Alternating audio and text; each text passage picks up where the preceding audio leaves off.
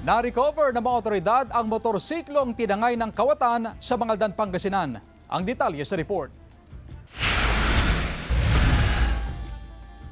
February 13 nang tangayin ng isang motorsiklong nakaparada malapit sa isang supermarket sa Mangaldan, Pangasinan. Matapos ang halos isang buwan, na-recover ang motorsiklo sa isang masukal na lugar sa barangay Embarcadero.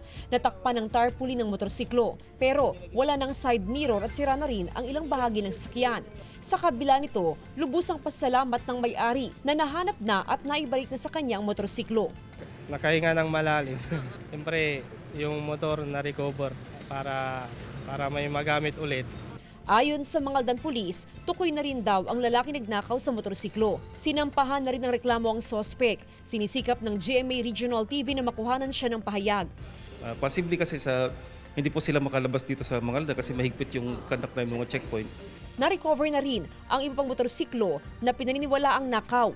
Dalawa sa mga ito ay na-recover mula sa police checkpoint, habang ang iba naman ay inabandona na rin ng mga kawatan.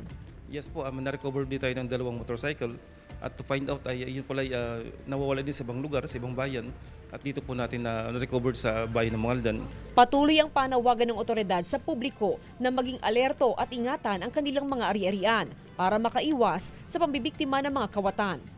Kasama si Daryl Peralta, Jasmine Gabriel Galban, One North Central Luzon.